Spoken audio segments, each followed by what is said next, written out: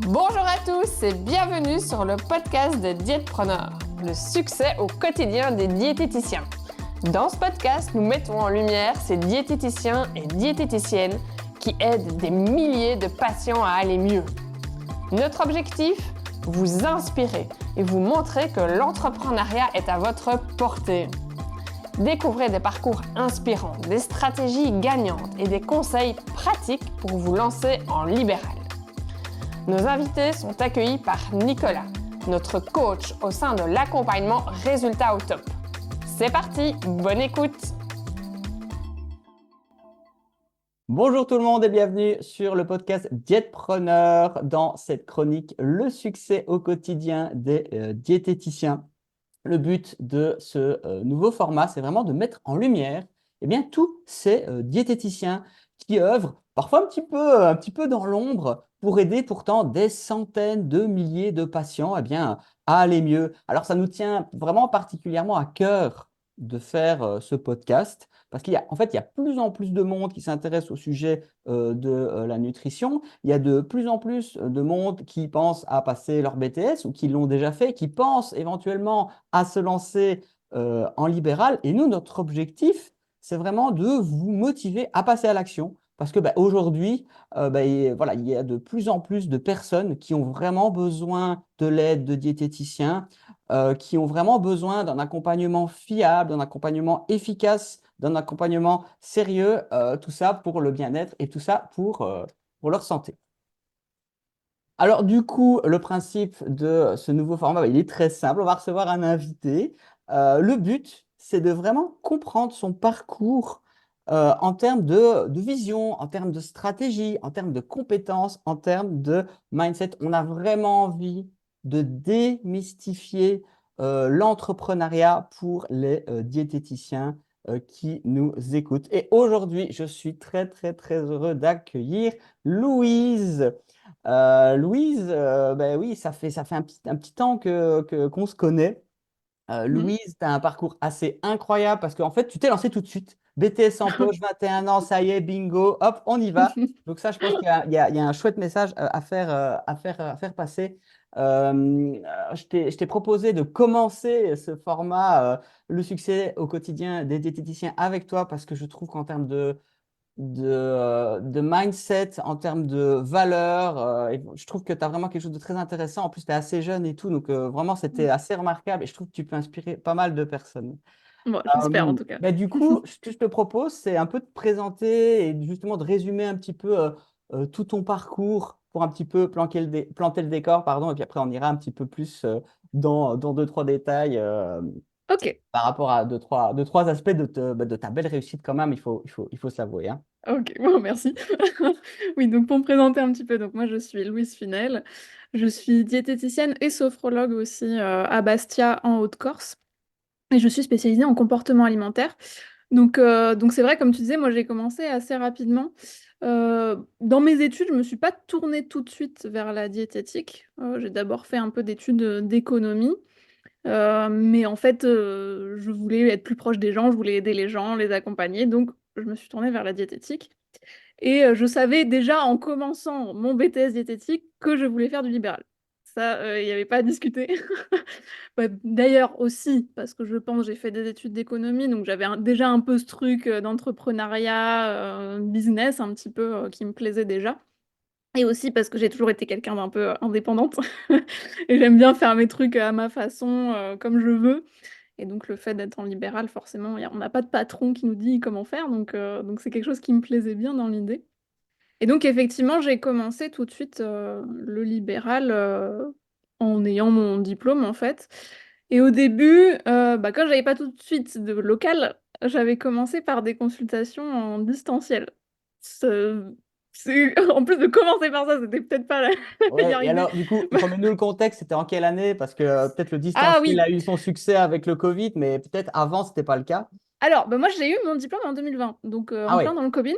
Mhm.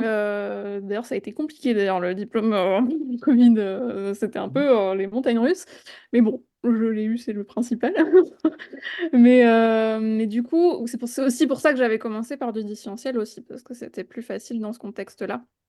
Et du coup, bah, au niveau de mon âge, j'avais effectivement 21, 22 ans, quoi.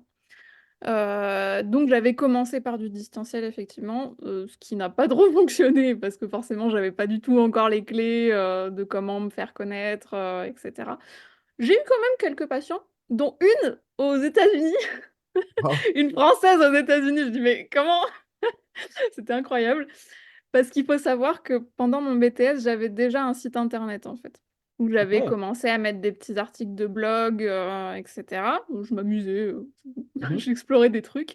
Et donc, cette patiente m'avait trouvé grâce à mon site internet. Donc, c'était assez marrant. Et bon, j'avais pas eu beaucoup de monde à ce moment-là. Et je cherchais quand même aussi un boulot en tant que diététicienne Mhm. salariée, parce que bon, bah, faut bien vivre aussi, hein, donc, donc je cherchais aussi, et il se trouve qu'à un moment, j'ai trouvé. Donc, j'ai été diététicienne en SSR, donc en centre de rééducation gériatrique, en l'occurrence, donc pour personnes âgées, où je suis restée 10 mois à peu près, il me semble. Donc, en temps partiel. J'étais pas en temps plein, du coup, ce qui me laissait le temps de développer mon activité libérale à côté. Et donc, grâce à ce revenu en plus, j'ai pu, là, chercher un local. Et Ok. donc, louer mon cabinet, qui est toujours le même aujourd'hui, Mhm. à Bastia. Et donc là, a commencé effectivement les consultations en présentiel. Et c'est là que j'ai vraiment, je pense, vraiment commencé en fait à mettre vraiment le pied dans le libéral pour de vrai, parce que c'est vrai qu'en distanciel, j'avais pas beaucoup de patients, même si ça m'a quand même servi hein, à commencer à apprendre, hein. Donc voilà. En Mhm. gros, le début du parcours, si je dois résumer, c'est à peu près ça. Mhm. Et alors, du coup, ça c'est super intéressant. Il y a plein de choses déjà là, Oui. plein de questions que je voudrais te poser. On va dire, là, on va reprendre cette histoire-là. Donc, voilà, tu as, installé ton cabinet. Quels sont les plus grands défis que tu as dû surmonter en devenant indépendante? Je pense que ça, c'est une question que beaucoup d'autres diètes se posent. Toi, personnellement, avec ton expérience, qu'est-ce que ça donne? Alors, les plus grands défis, je pense que je parle d'une spécificité en Corse à Bastia, c'est que tout se joue beaucoup au bouche à oreille.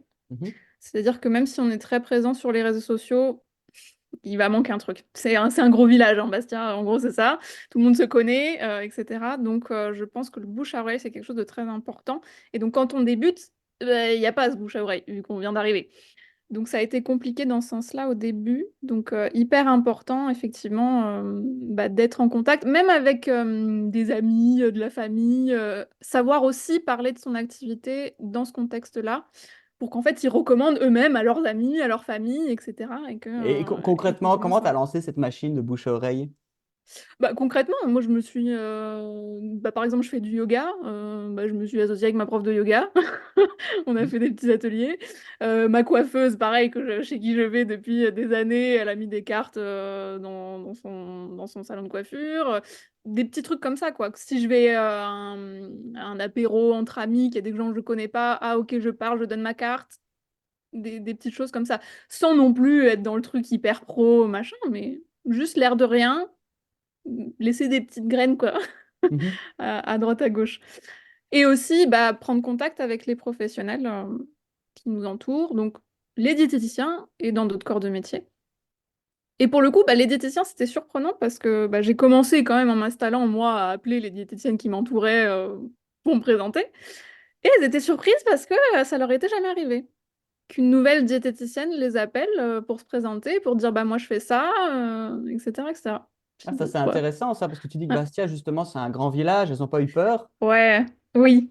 Oui, oui. Mais je pense que c'est pour ça que elles ont pas reçu d'autres appels, d'autres diététiciennes autour, parce qu'il doit Mhm. y avoir un truc de concurrence qui, à mon sens, n'a rien à Et faire là. comment Mais ça t'a aidé, alors, justement, c'est intéressant, parce que je pense qu'il y a les diètes, elles vont se poser aussi la question. En quoi ça t'a aidé d'aller leur parler? bah, ça m'a aidé parce que moi, j'ai tout de suite voulu me spécialiser aussi, donc dans le comportement alimentaire en l'occurrence.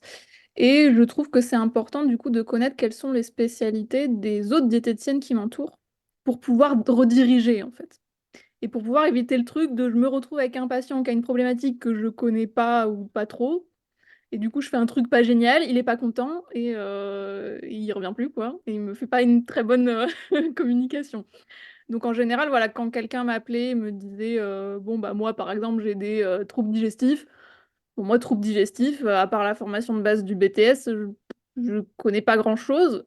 Et en l'occurrence, je sais qu'il y a une diététicienne pas très loin de mon cabinet qui, elle, est spécialisée là-dedans, est formée là-dedans. Et donc, en général, je le redirige.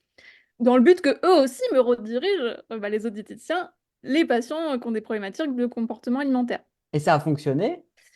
Alors, pas avec tous. J'avoue qu'il y a certains collègues qu'on pas redirigés, mais bon, je ne Mais il y juge en pas a ni rien. certains qui l'ont fait, Mais donc certains, oui. ça, c'est bien ça. Certains, oui. Et même dans ma même spécialité, j'ai une autre collègue qui n'est pas exactement dans le même secteur, mais qui a une pratique qui se rapproche un peu de la mienne. Ça peut arriver aussi qu'on communique dans ce sens-là en termes de localisation, quoi, hein. Mhm. Donc je trouve ça intéressant. Et aussi très intéressant de regarder les autres corps de métier aussi, hein. Mhm.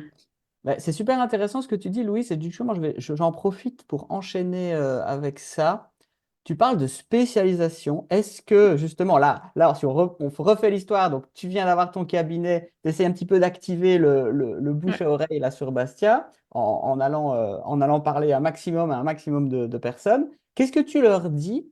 Ok, tu leur dis que voilà, ton cabinet est ouvert, mais est-ce que tu Mm. leur donnes des infos par rapport à ce que tu fais en cabinet, tes méthodes de travail et aussi, ben, qui est-ce que tu souhaiterais avoir en consultation, c'est-à-dire ta spécialisation? Tu prends le Mm. tout venant ou alors tu dis non, je prends que ces patients-là?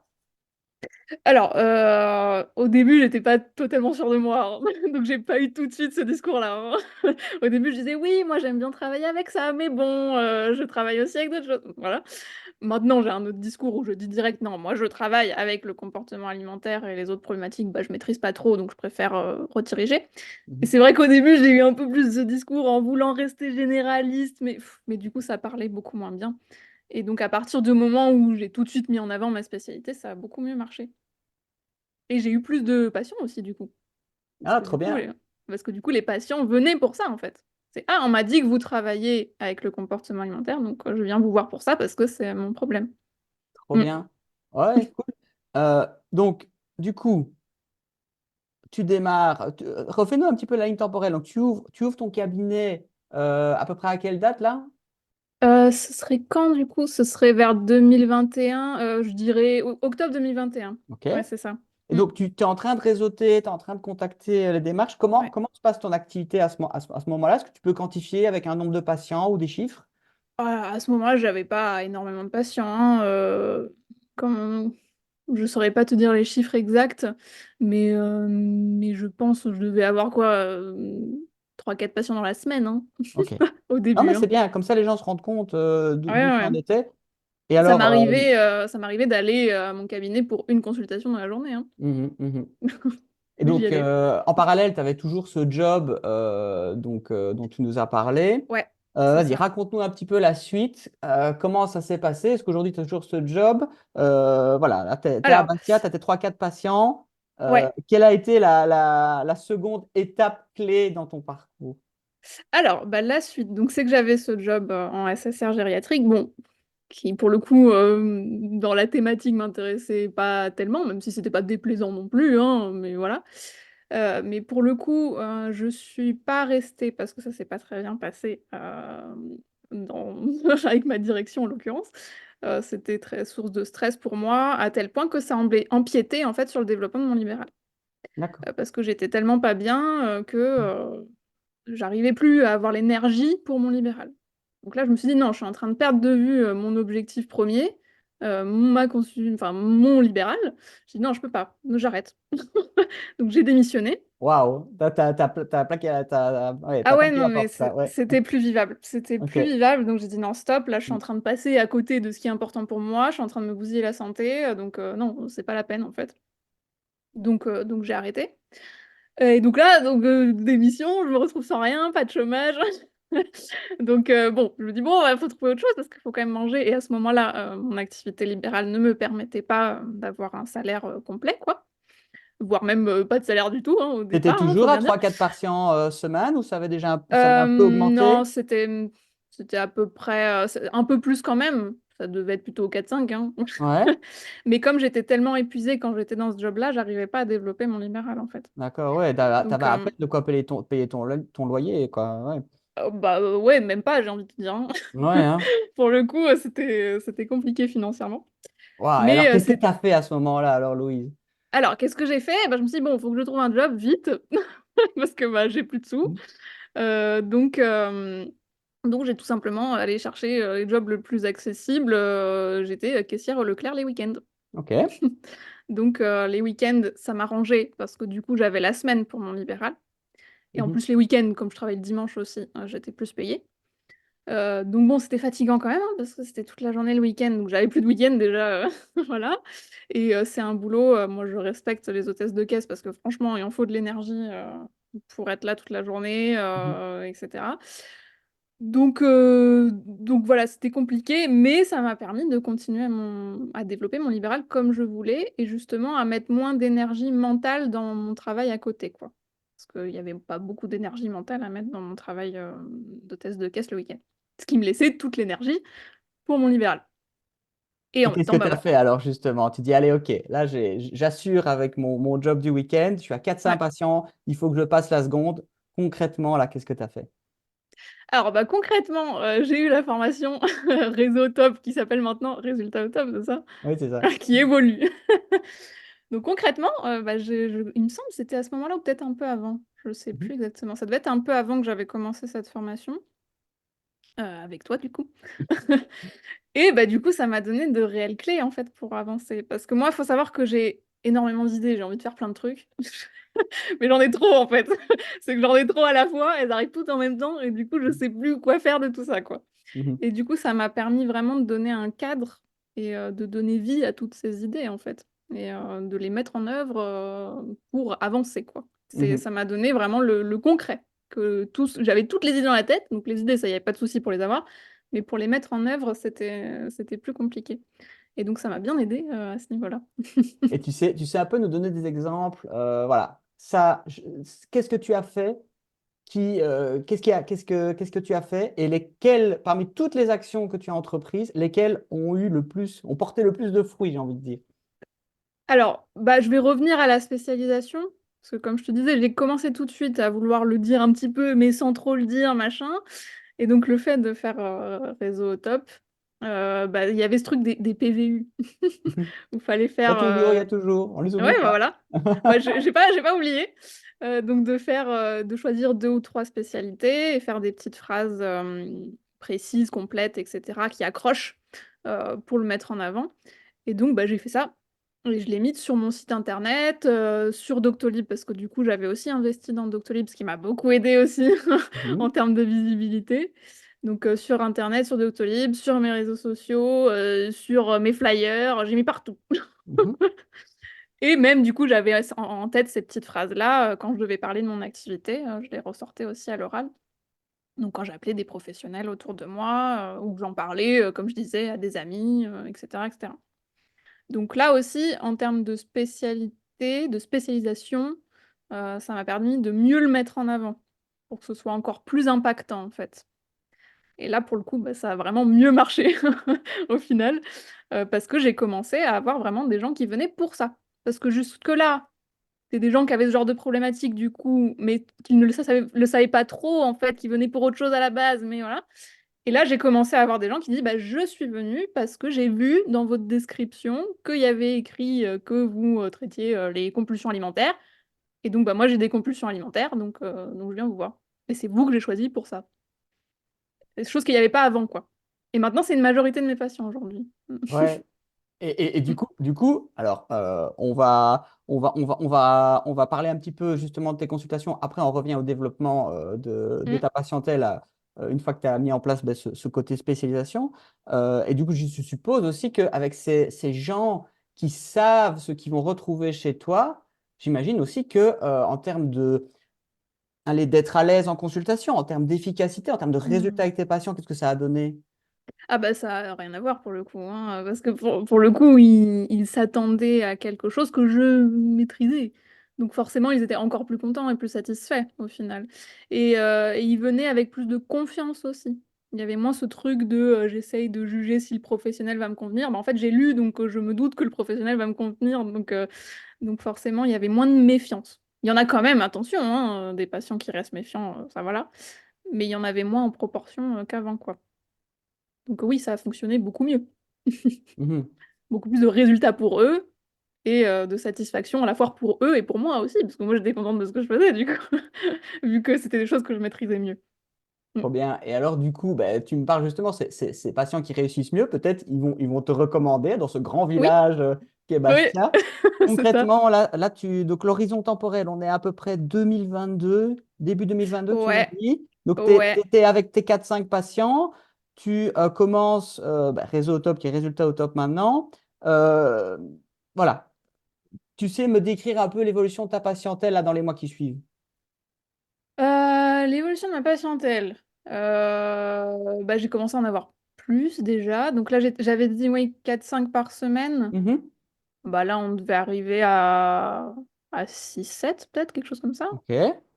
Sachant que c'était très cyclique, hein, c'est toujours selon les mois de Mhm. l'année, c'est toujours un petit peu différent.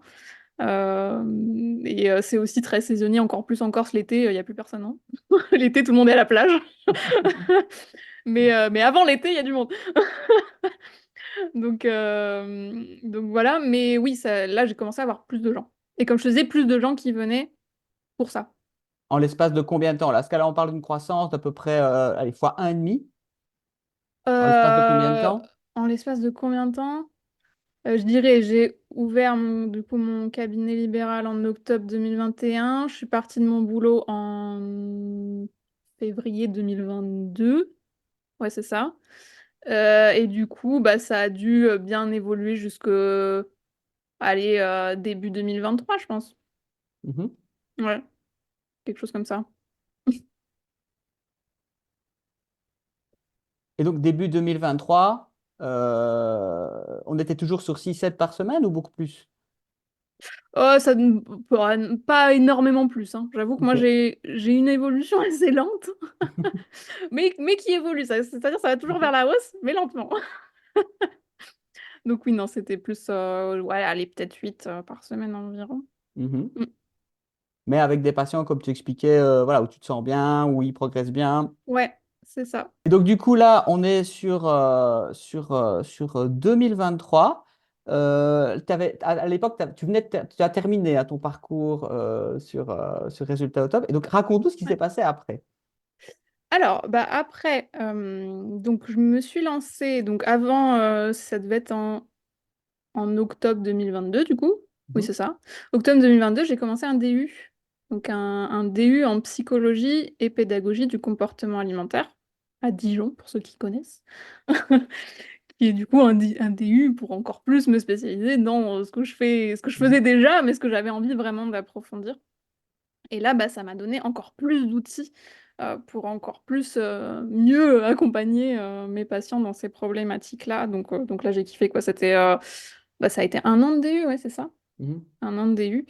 Et Ouais, je t'interromps parce qu'avant, quand tu prenais en charge les patients en comportement alimentaire, tu avais fait une formation, mais ce n'était pas aussi conséquent que le ouais, diplôme universitaire, hein, ça que tu c'est expliques. ça. C'est D'accord, ça. ok. J'avais fait des petites formations, notamment des formations de Florian Safer, Mhm. des petites formations en ligne Mhm. qui m'ont donné déjà pas mal d'éléments, hein, Mhm. et voilà. Et aussi, j'étais aussi sophrologue. Oui, ma formation de sophrologie, du coup, c'était quand? J'étais diplômée sophrologue juste avant d'ouvrir mon cabinet. Oui, c'est ça. D'accord. Donc, et aussi, j'avais des éléments de sophrologie, du coup, qui Mhm. pouvaient aider avec le comportement alimentaire. Mais du coup, oui, le DU a vraiment débloqué pas mal de choses, parce que du coup, bien meilleure compréhension Mhm. du comportement alimentaire et aussi plein de nouveaux outils, notamment des outils dans les TCC, les thérapies cognitives et comportementales. Donc ça m'a permis d'intégrer ça et du coup, bah, d'encore mieux accompagner mes Mhm. patients de façon encore plus précise, quoi. Mhm. Donc une nouvelle expertise en plus, quoi. Et donc, du coup, après 2023, donc là, du coup, tu as ton DU en poche. Alors, j'ai eu mon DU, c'était... Faut que je me rappelle les dates. Non, je l'ai eu en septembre. Oui, c'est septembre qu'on a eu les résultats, quoi, septembre 2023. Mais du coup, j'étais en train de faire mon DU et j'intégrais directement dans ma pratique ce que j'apprenais en faisant le DU, en fait, hein. Ah ouais, d'accord. Et alors, qu'est-ce que ça a donné? Donc là, on est début 2023, on est reparti dans l'évolution de ta patientèle. Raconte-nous tout. Alors, l'évolution de ma patientèle. Donc, ça a bien évolué plutôt au milieu d'année, donc vers juin. Là, ça a Mhm, commencé à un peu plus augmenter. Donc, je pense du fait d'intégrer ces nouveaux outils et du fait que ça faisait quelque temps que j'étais installée quand même. Des patients que je suivais depuis longtemps, dont je terminais le suivi, qui en parlaient autour d'eux, et du coup, ça me ramenait de nouvelles personnes, mhm, etc. Donc je pense qu'il faut quand même un peu de temps, voilà, que ce que je disais pour le bouche à oreille, faut mhm. aussi un petit peu de patience à ce niveau-là pour que ça se fasse tranquillement. Du coup, oui, ça a commencé vraiment à bien mieux marcher en milieu d'année 2023, je dirais. Euh, Oui, c'est Alors, ça. voilà, on en est où? Alors, on était à 6-7 par semaine, on monte à combien? Je sais plus exactement, hein, mais si je prends par rapport à où j'en suis aujourd'hui, je dirais peut-être, allez, une dizaine, Ok, cool. quelque chose comme ça. Mhm, Ouais, par semaine, ouais, c'est ça. Oui, ce qui faisait à peu près 3 patients par jour, parce que moi je consulte 3 journées d'accord. par semaine, Ouais, ouais, c'est ça. à peu À près peu ça, près une quoi. quarantaine de consultations par mois, quoi, en plus ou moins. Oh, un peu moins. Ouais, ouais, ok. Ouais, un peu moins, quand même. 30-40 par semaine, ça va. Oui, oui, je pense que ça donnerait plutôt ça. Voilà, Vas-y, en gros, ça. on t'écoute pour la suite. Donc là, juin, tu appliques au fur et à mesure, tu n'es même pas encore diplômé, tu prends tous les Mm. outils que tu peux pour... voilà, Ouais, c'est important hein, ça parce que voilà, tu n'attends pas forcément d'avoir dès que tu as l'outil, tu appliques, tu appliques, tu appliques. ouais. Tes compétences se renforcent, là clairement, hein, c'est ce qui est en train de se Mm. passer. Hein. Exactement. Le bouche à oreille continue presque de lui-même. Mm. Tu continues toujours à réseauter ou pas du tout? Tu te focuses uniquement Oui, alors je sur ton continue à DU? réseauter, à savoir que je réseaute assez lentement, parce que c'est quelque chose qui est très compliqué pour moi, les appels, je déteste ça, donc ça me demande beaucoup d'énergie de le faire, les appels, etc. Donc oui, je continue à prospecter. Quand je découvre de nouveaux professionnels ou des associations aussi, des petites choses comme ça, oui, je contacte au fur et à mesure en général. Et parfois, il y a des idées qui n'aboutissent pas, d'autres oui, voilà. Mhm. Je veux dire, ça m'est arrivé plusieurs fois d'aller rencontrer des médecins, des kinés, et que bon, ils ont l'air super contents et au final, il se passe rien après, quoi. Mais au moins, ils en ont entendu parler. Et d'autres fois, en l'occurrence, ça marche, quoi. Mm. Ok, trop bien. Alors, juin 2023, donc ça fait 1 an à peu près que je suis employée au Leclerc. Et donc, j'en ai marre. Parce qu'un an au Leclerc tous les week-ends, comment dire que c'est voilà, c'est un peu. Surtout que c'est pas mon métier de prédilection, quoi. Donc, je arrête, sachant que c'était des CDD. J'arrivais à la fin de mon CDD, en fait. Donc, je me dis, fin de CDD, je peux demander le chômage, du coup, sachant que ça fait 1 an que j'y suis, je vais avoir quand même un Mhm. petit peu de chômage que je vais pouvoir, voilà, parce que je le gagne plus, effectivement, grâce à mon libéral, mais pas encore suffisamment pour subvenir à tous mes besoins. Donc, je me dis, bon, si je quitte mon cabinet, normalement, j'ai le droit au chômage.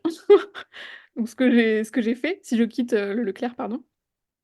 Et donc, ce que j'ai fait, j'ai demandé le chômage. Et donc, jusqu'à l'heure actuelle, là, j'ai le chômage tous les mois. Sachant que du coup, quand on a une activité Mhm. d'entrepreneuriat avant de perdre son emploi, ça n'influence pas nos droits au chômage. Donc, j'ai toujours le même montant de chômage tous les mois, peu importe mon chiffre d'affaires. Donc, ça, c'est plutôt pas mal. Voilà. Et du coup, tout bénef, parce que du coup, là maintenant, à partir de juin 2023, je n'ai que mon libéral. Mhm. Donc, je peux vraiment m'adonner à 100% à ça, en plus de me reposer les week-ends, chose que j'avais pas avant. Donc, un petit peu plus d'énergie aussi. Alors, qu'est-ce que tu fais? Vas-y, tu continues à t'investir dans ton DU pour l'obtenir, ça c'est sûr. Et vas-y, Ouais. qu'est-ce que tu fais d'autre? Alors, là, ce que j'ai voulu plus développer, parce que là, du coup, je n'ai que des consultations individuelles. Et ce que j'ai voulu développer, des choses que j'adore faire, c'est des ateliers de groupe. Mhm. Moi, j'adore ça, j'adore animer des trucs, faire des activités avec des groupes et tout. J'adore. J'adore découvrir les gens comme ça en groupe, qui Mhm. discutent ensemble. J'adore ça. Et donc, là, ce que j'ai fait, ce que j'ai voulu développer, c'est ça. Donc, mais je voulais pas le faire toute seule, parce que c'est compliqué de faire des ateliers tout seul. Surtout que j'avais pas de lieu, parce que mon cabinet est quand même petit, donc il n'y avait pas la place pour faire des ateliers de groupe et tout. Donc, j'ai commencé à essayer de contacter des lieux ou des autres professionnels pour faire des ateliers ensemble. Chose que j'ai fait du coup, comme je disais, avec ma prof de yoga en l'occurrence. Parce que du coup, moi je fais du yoga une fois par semaine, et bon, depuis assez longtemps. Donc je connais très bien ma prof qui a à peu près mon âge en plus. Et du coup, je lui propose, je dis ok, viens, on fait un atelier. Bon, elle m'a proposé aussi parce que ça faisait un moment que l'idée, elle avait cette idée en tête parce qu'on en avait déjà parlé de mon activité, etc. Et donc, voilà, premier atelier que je fais avec ma prof de yoga.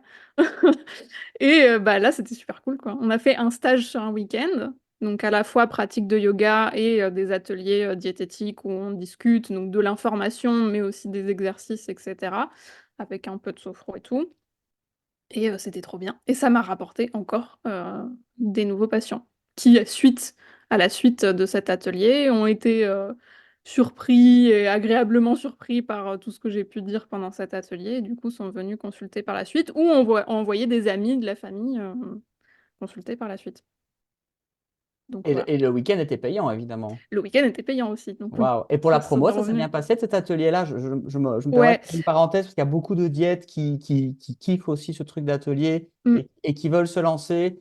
La promo de ce genre d'atelier, c'est toujours le nerf de la guerre. Donc j'en profite pour faire cette petite parenthèse-là. Comment vous avez fait la promo de cet atelier qui Alors, apparemment était bien rempli et qui a cartonné? ouais, la promo, c'était plus facile parce que du coup, elle, son studio de yoga, il y a plusieurs profs et ils faisaient souvent déjà des stages de yoga, etc. Donc, ils maîtrisaient déjà ça. Mhm. Donc, j'avoue, je me suis un peu reposée sur eux là-dessus, Mhm. même si j'ai participé aussi, attention. Mhm. Et ce qu'on a fait, c'est que c'était un stage sur l'alimentation, santé, etc., mais aussi sur l'écoute du corps, etc. Et donc, on s'est associé aussi avec un petit magasin bio pas loin de chez nous. Et donc, en amont de l'atelier, on a mis en vente des paniers de fruits et légumes bio dans ce petit magasin. Et dans le panier, moi, j'avais fait une petite fiche recette pour faire avec les fruits et légumes. Mhm. Et on avait mis aussi la fiche du stage. Genre, ah bah tiens, ce week-end de stage de yoga, etc. Et donc, ça a permis de ramener pas mal de gens. En plus, du coup, déjà des adhérents de la salle de yoga qui avaient eu l'info, parce que la salle de yoga a une newsletter aussi. Donc, ils avaient eu l'info par mail. Sur les réseaux sociaux aussi, on avait partagé l'info. Voilà. Donc, au final, ça s'est très bien passé. Mais aussi parce que voilà, je me suis associée avec un truc qui avait déjà une bonne com, quoi. Donc, c'est aidant. Et donc, du coup, Louise, voilà, avec cette association, ce DU qui est peut-être toujours en cours, là du coup, t'en es où par rapport à ta patientèle? Comme ça, on a vraiment l'évolution. Alors, là, aujourd'hui, je dirais que j'ai à peu près. Donc, je consulte 3 jours par semaine. Je dois avoir à peu près 5 à 6 patients par jour. Donc, par semaine, ça nous fait entre 15 et à peu près entre 15 et 20 par Waouh, donc semaine. là, ça a vraiment décollé. Là, en six Ouais. mois, tu as fait quasi fois deux. Si je fais, allez, en 6 mois, de mi-2024, mi-2023 à peu près maintenant, tu as fait fois deux. Mm. C'est ça? Oui, oui, oui, oui. C'est ça. C'est bien ce Waouh. que j'avais calculé aussi. J'avoue que j'ai pas non plus le nez tout le temps sur Mhm. mes chiffres, donc je te dis à Ouais, peu près là. Mais ouais. c'était ce que j'avais calculé aussi, ouais, c'est ça. Mm. Aujourd'hui, tu es satisfaite de tout ça et quels sont tes projets ici pour l'avenir? Alors, je dirais que je suis satisfaite par rapport à mon évolution. Parce que comme Mhm, je dis, j'ai pas eu l'évolution la plus fulgurante non plus en termes de temps. Mais ça a bien évolué, ça évolue toujours vers le positif et ça continue à augmenter. Je veux dire, il n'y a pas eu de truc où ça s'est cassé la figure ou quoi, voilà. Donc pour ça, je suis hyper contente et hyper fière de moi. Je suis contente de ma pratique aussi, qui a bien évolué aussi dans l'histoire, parce que quand je mhm, regarde les trucs que je faisais au début, je me dis, oula, bon voilà. Mais bon, c'est bien aussi que je l'ai fait au début aussi, voilà, mhm, d'oser, même si c'est pas parfait, etc. Et du coup, bon, à savoir que moi, dans ma vie, j'aime bien faire plein de trucs différents. Donc, de toute façon, je sais que je ne veux pas que mes consultations individuelles représentent la majeure partie de enfin, peut-être pas la majeure partie, mais pas la totalité de mon temps sur la semaine, quoi. Donc, ça me va bien aujourd'hui, en fait, que ce ne soit que 3 jours par semaine, parce que j'ai plein d'autres activités en dehors que j'aime faire, notamment de la musique, que je cherche à développer aussi. mhm. J'aimerais bien être intermittente du spectacle à mi-temps aussi. Donc au final, je suis plutôt satisfaite aujourd'hui de commencer, même si je pense que voilà, il y a encore des choses que je peux aller chercher, que je peux continuer à développer. Comme je disais, les ateliers de groupe, moi j'aimerais bien aller chercher un peu plus ça. J'aimerais bien aussi essayer de faire, de vendre des petits trucs en ligne, des e-books, des trucs comme ça, pour que ce soit du revenu qui vienne assez facilement une fois que le e-book est fait, et que ça fasse des supports en plus pour mes patients, ou pour Mhm. les gens qui n'ont pas assez de budget pour consulter, qu'ils aient quand même quelque chose. J'aimerais bien développer ce genre de choses-là. Et aussi développer, moi, mon premier objectif là, dans mon activité libérale et de diététicienne à Bastia, c'est développer la prise en charge des troubles du comportement alimentaire. Parce qu'il faut savoir qu'en Corse, on n'a quasi rien pour prendre en charge ça. Il n'y a pas de structure d'hospitalisation. Enfin, c'est une vraie galère. Moi, j'ai toujours du mal à gérer totalement quand j'ai des jeunes qui sont atteints de ces troubles-là, parce qu'on n'a pas toutes les structures nécessaires. Et donc, bah, je commence à harceler l'hôpital pour faire un truc. Donc, je dirais que mon objectif aujourd'hui, c'est plutôt ça, quoi. Développer atelier, vente en ligne et la prise en charge des troubles du comportement alimentaire en Corse. Super. Voilà. Qu'est-ce qui te motive toujours à développer ça et à te battre, entre autres, pour voilà, les troubles du comportement alimentaire, développer ta carrière malgré tous les obstacles qui sont sur ta route, malgré le fait que tu sois sur une île, en fait, ce qui est, voilà, c'est difficile. Je pense que voilà, tu as plus de difficultés sur cette petite île de Corse qu'en plein centre-ville, dans une grande ville, en métropole, on va dire ça comme ça. Donc voilà, qu'est-ce qui te motive au jour le jour à avancer? Alors, bah, ce qui me motive, ça va paraître bête à dire, mais moi j'aime les gens, j'adore les gens, je les aime trop. Donc j'ai trop envie de les aider, de les voir heureux et épanouis avec leur alimentation, etc. Donc c'est la première source. Donc quand je vois mes patients qui n'ont plus de culpabilité, plus de compulsion alimentaire, qui sont sereins, qui prennent du plaisir à manger, à cuisiner, etc. Enfin, j'adore. Mhm. Donc déjà ça. Et à savoir que bah, si je dois parler plus personnellement, je me suis pas tournée vers la diététique par hasard et pas vers la spécialisation comportement alimentaire par hasard. C'est que j'en ai souffert moi aussi quand j'étais plus jeune. Donc je sais de quelle souffrance il s'agit. Et c'est aussi ça qui m'anime, c'est que je veux éviter autant que faire se peut aux gens de ressentir cette souffrance-là. Donc c'est ça qui me motive tous les jours pour travailler avec ça en l'occurrence. Et après, le côté, bah, comme je disais, indépendance, entrepreneuriat, bon, ça c'est quelque chose que j'ai toujours un peu eu, hein. Moi j'ai toujours été un peu à contre-courant, de ne pas rentrer dans le cadre, on savait pas où me mettre. Donc bah, en fait, je dirais que j'ai pas trop le choix parce que dès que je suis dans un truc trop cadré, je me sens pas bien du tout en fait. Et donc mon corps va me le faire savoir tout de suite, je vais très mal le vivre. Donc non, je suis beaucoup plus épanouie là-dedans. Et c'est quelque chose qui me plaît, créer de nouvelles choses, développer des choses qui n'existent pas. Parce que comme je disais, voilà, ok, c'est une île, donc oui, c'est plus compliqué pour le côté bouche à oreille, etc. Parce que c'est hyper important ici. Mais au moins, il y a la place, en fait. C'est-à-dire que là où dans une grande ville, des diètes spécialisées en comportement alimentaire, il y en a beaucoup plus aujourd'hui, à Bastia, je suis la seule. Donc ça, c'est une réelle opportunité, en fait, parce qu'il y a quelque chose à construire. Donc Mhm. moi, j'y vais, quoi. Donc voilà, je dirais que c'est plutôt tout ça qui m'anime. Ok, Louise, on va passer un peu aux deux petites questions un peu récurrentes de ce podcast. La première, c'est, imagine, demain, tu dois tout recommencer. Donc, on te Mm. retire tout. Par contre, on garde bien ton cerveau, tes compétences, tes connaissances. Imagine Ok. demain, je sais pas moi, tu déménages dans une nouvelle ville, dans un nouvel endroit. Tu dois tout refaire. Tu fais comment? Ah, dans une nouvelle ville? Ah, parce que moi, je joue beaucoup justement sur les spécificités de ma ville, Ah ouais. voilà. Bah, ou Euh, voilà, si tout était à refaire, même dans ta ville, qu'est-ce que tu ferais ou qu'est-ce que tu ferais différemment, en tout cas par rapport à tes débuts? Bah, moi, je suis assez contente de ce que j'ai fait au Mhm. final. Je sais pas si je changerais quelque chose, parce qu'au final, oui, j'ai fait des erreurs, oui, il y a des choses que j'aurais pu mieux faire, etc. Mais c'est ces erreurs-là qui m'ont permis de mieux faire par la suite, en fait. Donc, je sais pas si je changerais quelque chose. Ça paraît un peu idéaliste ce que je dis, hein. Mais, Non, non, pas du tout, pas du tout. mais, mais en réalité, je suis contente d'avoir fait ces erreurs-là, ces échecs-là, parce que ça m'a permis de me construire et de construire ma pratique telle qu'elle est aujourd'hui et telle qu'elle me convient bien aujourd'hui, en fait, hein. Donc non, moi j'ai envie de me dire, je me suis fait confiance, j'ai suivi mon intuition. S'il y a un conseil que je dois dire, justement, suivez votre intuition. Mm. C'est la meilleure boussole. Et justement, tu me tends la perche pour la dernière question, c'est s'il y a vraiment une ou deux choses les plus importantes que tu aimerais bien transmettre à ces diététiciens qui soit réfléchissent à se lancer en libéral ou viennent de se lancer là, dans les derniers mois ou dans l'année, qu'est-ce que tu auras envie quel message tu auras envie de leur dire en fait? Alors, bah, justement, Mhm. se faire confiance en son intuition et ne pas se laisser déborder par tout ce qu'on va pouvoir vous dire de «Ah, mais il faudrait faire ci, ah, mais ça, c'est pas bien, nan. Si vous savez que vous, c'est le bon chemin qu'il faut prendre, allez sur ce chemin-là, en fait. Parce que les autres, ils vont avoir tendance à projeter leur peur, en fait.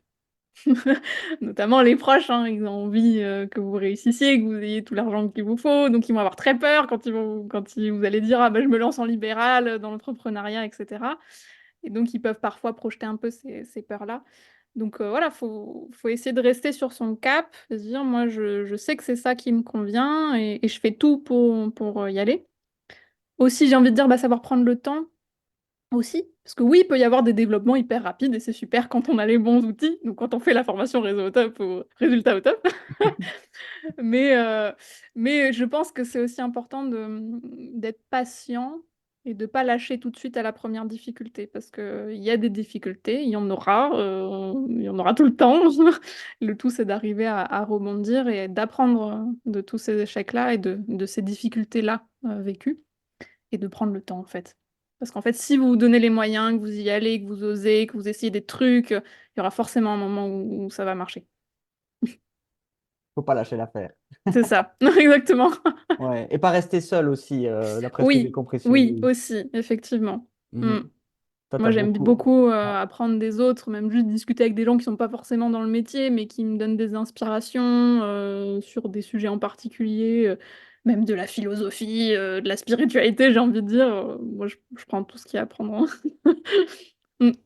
Non, mais c'est hyper important, Louise. Et aussi, je voulais ajouter l'importance des loisirs.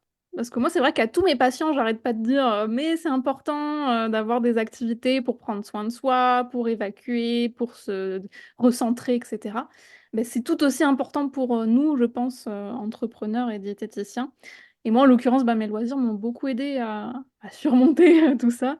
Je pense à la course à pied. Moi, je cours beaucoup le matin et justement, ça me permet de faire le tri un peu dans toutes mes idées. Ça me brasse le cerveau, donc j'y vois plus clair à chaque fois que je suis allée courir. Je fais du yoga, comme je disais. Et dans le yoga, il y a plein de préceptes aussi. C'est pas seulement la pratique posturale, c'est aussi toute une spiritualité. Et il y a beaucoup de préceptes, notamment la non-violence. Donc, non-violence envers les autres, évidemment, mais envers soi aussi. Et aussi, il y a le principe d'autodiscipline, qui est aussi important. Donc, il faut savoir aussi voilà, se mettre un petit peu de discipline et se mettre parfois un petit coup de pied aux fesses. Donc, je prends aussi de ces préceptes-là qui m'ont pas mal aidé. Et bah aussi, comme je disais, la musique, c'est quelque chose qui m'a beaucoup aidée. Et en petite anecdote, je me rappellerai toujours de ma mère avant un concert assez important que je devais faire, où il y avait beaucoup de monde. Et j'étais en stress, pas possible, putain, au secours. Voilà. Et ma mère me dit, amuse-toi. Et là, je me suis dit, mais en fait, oui, à la base, je fais ça parce que je m'amuse, parce que je kiffe, en fait. Et c'est un peu pareil avec la diététique. C'est-à-dire, ma motivation première, c'est que je fais des choses que j'aime. Et ça, faut pas le perdre de vue. Faut pas se forcer à faire tout le temps des choses qu'on n'aime pas parce que c'est bien. Non. Moi, dans ma pratique de la diététique, j'aime accompagner les gens dans leur comportement alimentaire, dans leur rapport au corps, etc. Ben, faut pas que je perde ça de vue, quoi. Mhm. Et c'est pour ça que ça va marcher, justement. Voilà, juste ce que je voulais ajouter.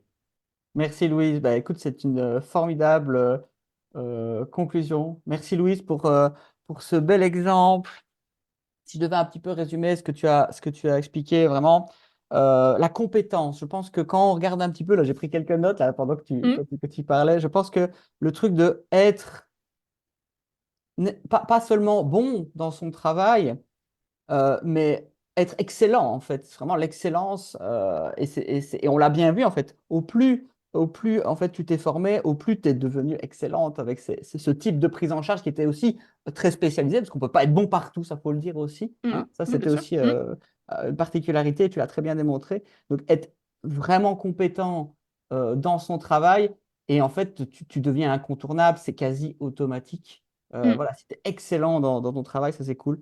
De la communication ciblée, donc par rapport à voilà, je fais du comportement alimentaire et voilà, tu travailles et ça, tu l'as dit, tu dis, ah, je kiffe en fait faire des consultations et quand tu as des gens qui sont en résonance par rapport voilà, à la manière d'accompagner, par exemple, voilà, cette manière d'accompagner les gens qui est la diète comportementale qui est quand même un peu particulière, tu as des gens qui résonnent avec ça, donc du coup, ça se passe bien.